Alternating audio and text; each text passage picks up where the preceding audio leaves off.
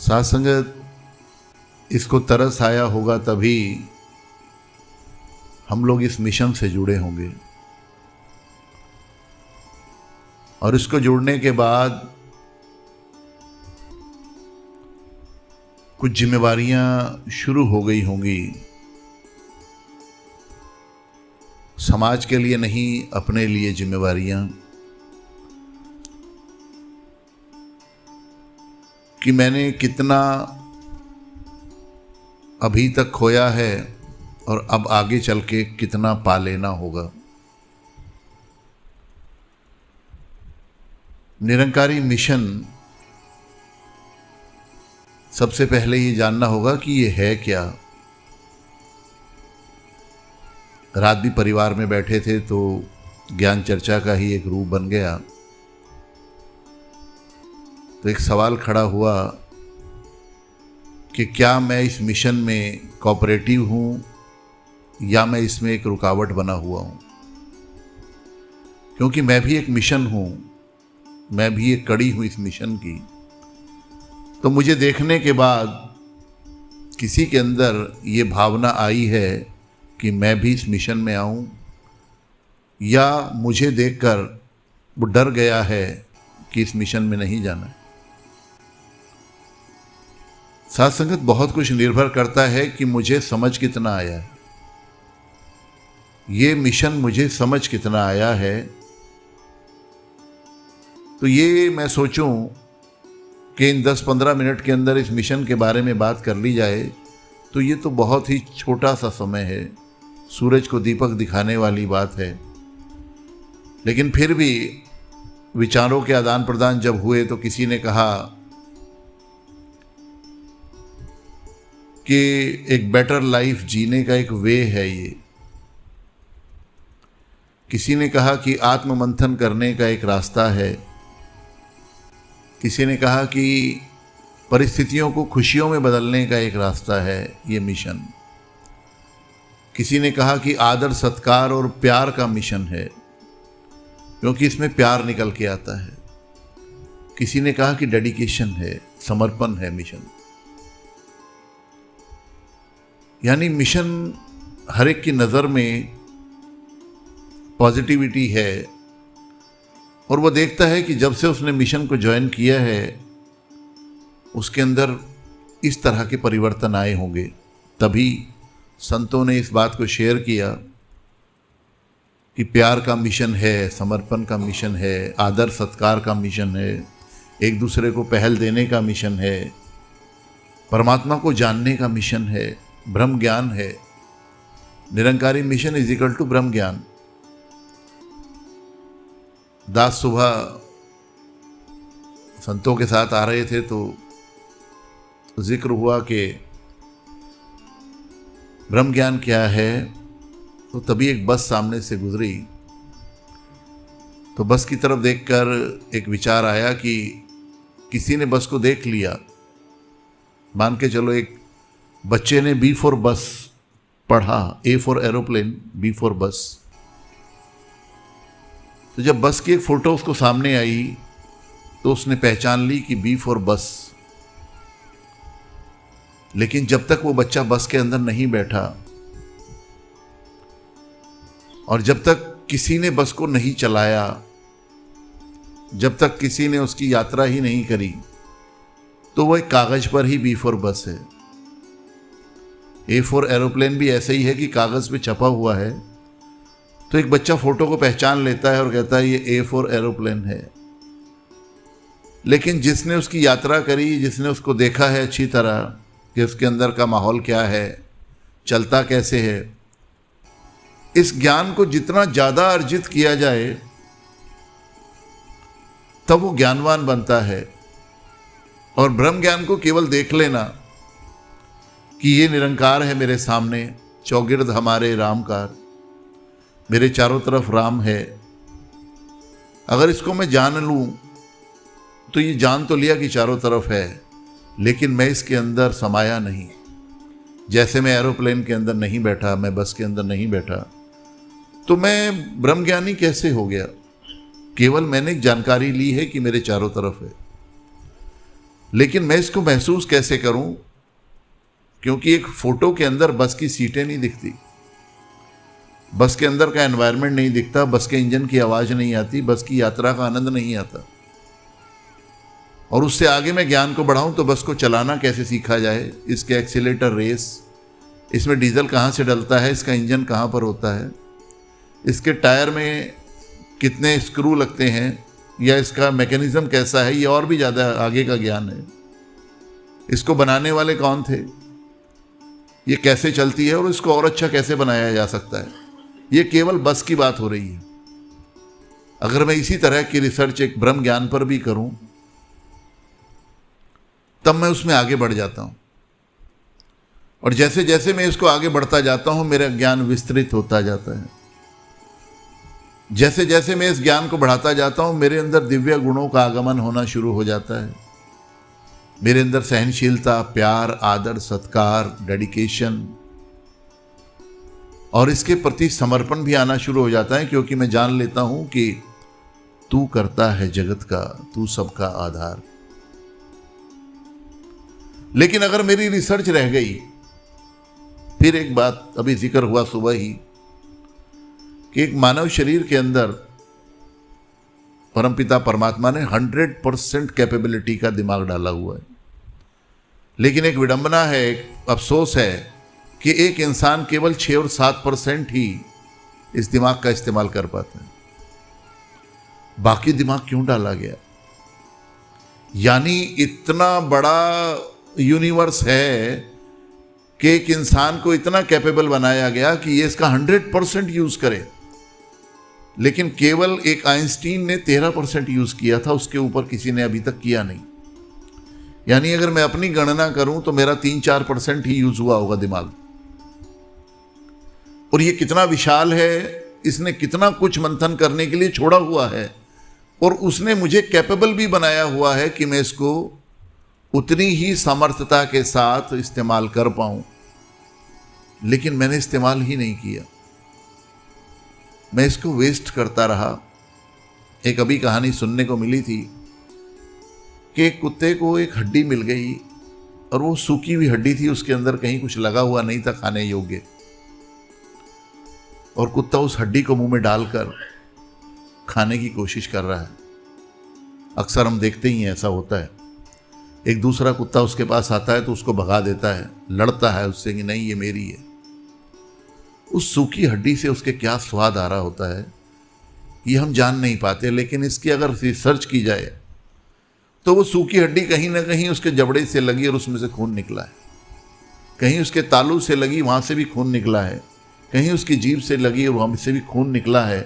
तो जो स्वाद आ रहा है उसको अपने खुद के खून का आ रहा है। हड्डी तो सूखी थी, लेकिन वो जो स्वाद लिया जा रहा है वो खुद अपना खून ही जब उसके गले के अंदर जा रहा है तो उसको स्वाद आ रहा है। ऐसा ही कहीं हम इंसानों के साथ तो नहीं कि मैं खुद अपना ही नुकसान करके उसके आनंद ले रहा हूं, और मैं सोचता हूं कि शायद आनंद यही है। मैं किसी की निंदा में शामिल हूं, और अभी जिक्र भी किया है कि जब हम किसी की निंदा कर रहे होते हैं तो चल 2 मिनट और कर लें, 10 मिनट और अच्छा सा लग रहा है और सब मन सा लग रहा है। लेकिन जब हम इस चीज़ को कर रहे होते हैं तो कहीं ना कहीं वही खून जो हड्डी में नहीं था मेरा खुद का था, मैं पी रहा हूँ, मैं अपना ही नुकसान कर रहा हूँ। और उस समय को मैं यूटिलाइज भी कर सकता था इस ज्ञान के मंथन करने के लिए, इस ब्रह्म ज्ञान को डिस्कस करने के लिए। मेरे पास वही किताबें तो नहीं है जो मैंने अब से 100 साल पहले, अब से 50 साल पहले पढ़ी थी, अब से 15 साल पहले पढ़ी थी, अब से 20 साल पढ़ी थी। केवल वही ब्रह्म ज्ञान तो मेरे पास नहीं है कि मैं उसी को समझ के बैठ गया हूं कि बस ये है, केवल ये, और मुझे इसमें समाना है और ये चारों तरफ है, बस मैं ये जान लूं। मुझे इसकी ऊर्जा को भी पहचानना पड़ेगा, मुझे इसके भेदों को भी जानना पड़ेगा, मुझे इसके राज को भी समझना पड़ेगा, और मुझे यह भी समझना पड़ेगा कि मैं क्यों आया हूं, मेरी जरूरत क्या थी, और मैंने आने के बाद क्या किया।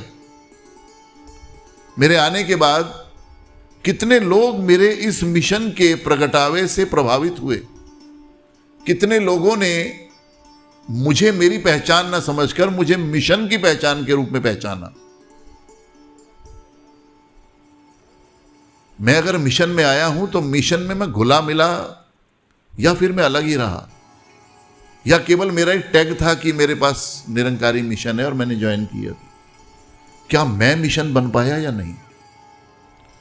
अगर मैं मिशन नहीं बन पाया तो अभी तक मुझसे कोई प्रभावित भी नहीं हुआ होगा, बल्कि मेरे अवगुणों को देखकर लोग मुझसे डिटैच हो गए होंगे, अलग हो गए होंगे। लेकिन अगर मैं मिशन बना हूं तो कहीं ना कहीं तो कोई आवाज आई होगी, कहीं ना कहीं तो किसी हृदय परिवर्तन के लिए किसी को कुछ लगा ही होगा। और अगर अभी नहीं लगा तो मेरा दिमाग अभी वही 5-6%, 3-4% पे ही है, मैं इसको बढ़ा नहीं रहा हूं।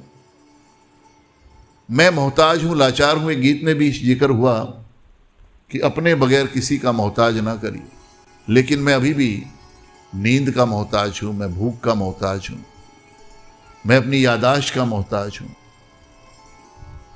और मैं उसमें अपने आप को कमजोर समझकर बैठ जाता हूं। और यही चीजें मुझे खा जाती हैं, धीरे धीरे मेरी उम्र को खा जाती हैं, और उसके बाद मैं और भी रोग लगा लेता हूं, निंदा के, किसी को नीचा दिखाने के, किसी से कंपटीशन कर लेता हूं, किसी को बताने लगता हूं नहीं नहीं, किताब में बस का रंग लाल था, नीली वाली बस नहीं होती, काली वाली बस नहीं होती, देखो किताब देखो ना, इसमें लाल रंग की बस है। मैं अड़ जाता हूं और मैं समझता हूं मैं समझदार हो गया हूं। लेकिन ज्ञानी महापुरुष समझते हैं कि इस अड़ने को समझदारी नहीं कहा गया, झुकने को समझदारी कहा गया है, और तरस खाने को भी समझदारी कहा गया है। अगर किसी के पास ज्ञान ज़्यादा है और कोई व्यक्ति ज़्यादा बोल रहा है तो हम उसे पागल की संज्ञा दे ही देते हैं। एक व्यक्ति नाहक और वेस्ट बोल रहा है तो हम किनारा कर ही लेते हैं, और हम अपना ध्यान वहाँ लगाते हैं जहाँ पर मुझे इस निरंकार प्रभु परमात्मा की पूरी जानकारी, पूरे राज, पूरे भेद समझने और जानने का समय मिल पाए, मुझे वो एकाग्रचित्त मिल पाए, मुझे वो समा मिल पाए, मुझे वो संत मिल पाए जो मेरे ज्ञान को बढ़ाएं। तो बड़ा ज़रूरी है कि मैं इस छोटे से जीवन में ज़्यादा से ज़्यादा प्राप्त कर पाऊं, क्योंकि इसने मुझे बनाया है और मुझे फिर इसके अंदर ही जाना है। ये बिल्कुल सच है कि मुझे मर जाना है, और मरने की तरफ हम रोज बढ़ रहे हैं। लेकिन जब तक जिंदा हैं, क्या हम जी पा रहे हैं? ये बड़ा सवाल है। क्या जब तक जिंदा हूं, क्या मैंने उसको जस्टिफाई किया है कि आज का दिन मैं जी पाया हूं और मैंने इतना कुछ प्राप्त कर लिया? ब्रह्म ज्ञान का एक टैग मुझे लगा है, तो क्या मैं ब्रह्म ज्ञानी बन पाया हूं? एक बड़ी पावन पुस्तक है जिसमें ब्रह्म ज्ञानी का बड़ा जबरदस्त जिक्र है।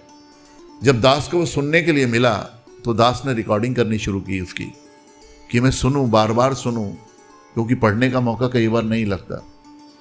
तो ब्रह्म ज्ञानी के बारे में इतना विस्तृत विवरण, और एक एक शब्द के अंदर कितनी गहराई है, ये एक एक सोचा गया कि क्या मैं पहुंच पाया हूं या नहीं।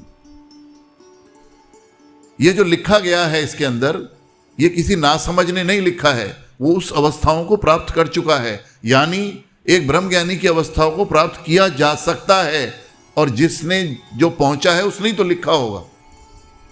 मैं केवल पढ़ने के लिए रह गया हूं या पहुंचने के लिए रह गया हूं?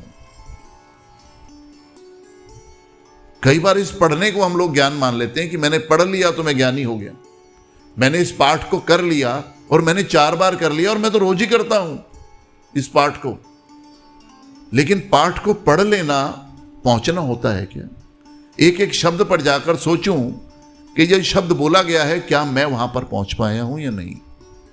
अगर मैं नहीं पहुंच पाया तो मेरे पास समय कम और काम ज्यादा है अभी, और मैंने वो फालतू काम नहीं करने जो मेरे उस समय को खराब कर रहे हैं जब मुझे पहुंचना है।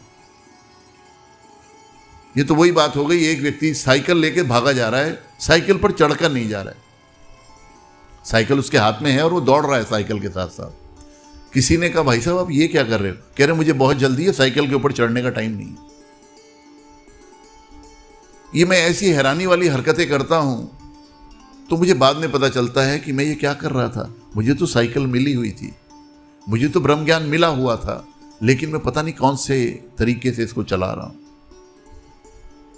ये शर्मिंदगी तो तब होगी जब मेरा आखिरी पल मेरे सामने खड़ा होगा और मुझसे पूछ रहा होगा, आपने ज्ञान लिया था? हाँ जी। आपको ब्रह्म ज्ञान मिला था?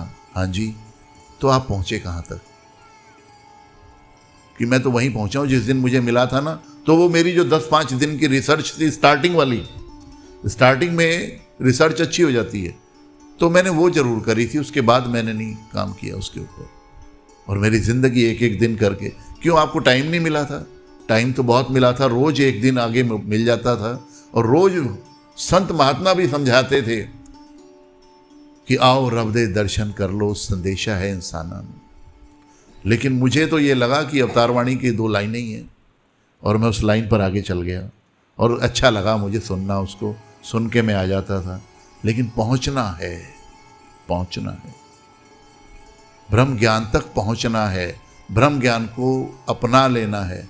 और बड़ी अच्छी सी एक बात और शामिल होती है कि भला हुआ मेरी गगरी फूटी, मैं पनिया भरन से छूटी, मेरी सिर से टली बला। ये तो बड़ा अच्छा हो गया। भला हुआ मेरी माला टूटी,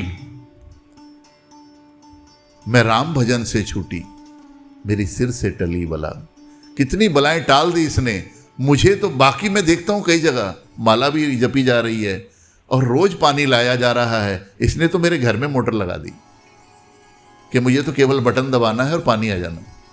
वरना कितनी दूर जाना पड़ता था पहले पानी भरने के लिए, कितनी दूर जाना पड़ता था गगरी भरने के लिए। भला हुआ मेरी गगरी फूटी, मुझे ब्रह्म ज्ञान मिल गया।